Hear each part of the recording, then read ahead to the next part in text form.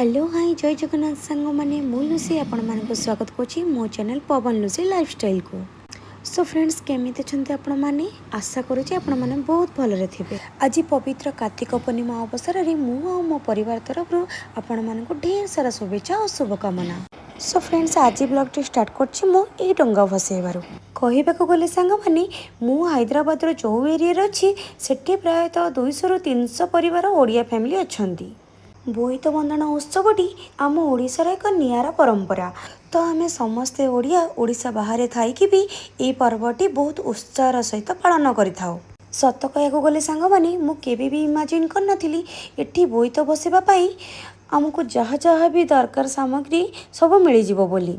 एई तेलुगु राज्य रे तेलुगु मानक परंपरा टू आम ओडिया परंपरा संपूर्ण रूपे अलगा हो। से जहाँ भी हो ना कहीं डंगा बसैया सोलर तैयारी डंगा न मिलने ना कदली पटुका बहुत आराम से मिल जाता। कौन सांग मैंने आम समस्ते ओडिया डंगा बसैया कामटी बहुत खुशी रे संपन्न कलु। डंगा बसैया कामटी संपूर्ण हो सारा पर मो महादेव ना दीपटे जाली मंदिर भीतर को गली। मंदिर भितर महादेव को दर्शन कर सारी मु पलि आसली मंदिर बाहर को। आउ मंदिर बाहर दृश्य कौन पाई ना आज कार्तिक पूर्णिमा तेलुगु मानक भी बड़ उत्सवर दिन।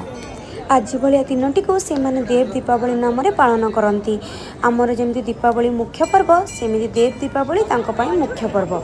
यही दिन में से मंदिर रे 365 बातिर दीप जलई था। घरे घरे दीप बाण भी फुटे था।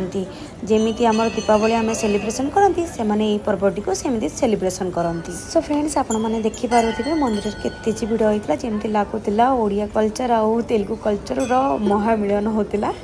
आपड़ देखिपे सांग मैंने मंदिर में बहुत जन कला वस्त्र परिधान कर भी कला वस्त्र परिधान कर आयप्पा स्वामी दीक्षा नहीं व्रत कार्तिक पूर्णिमा टू स्टार्ट हो गोटे मस पर्यंत रहे। सो फ्रेंड्स मु मंदिर दर्शन करने भितर मोर जन ओडिया फ्रेंड देखा जाते आम ये दिन टी मन पकड़ बहुत सारा वीडियो और फोटो उठे।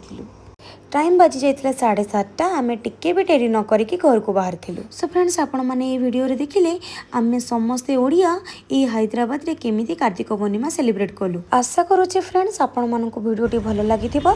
जदि भल लागिथिबो तेबे आपण लाइक कमेंट और आपण फैमिली मेंबर के साथ शेयर करिया को जमा भी भूलिबेनी। रहूची जय जगन्नाथ। देखा आउ एक नेक्स्ट इंटरेस्टिंग ब्लॉग रे।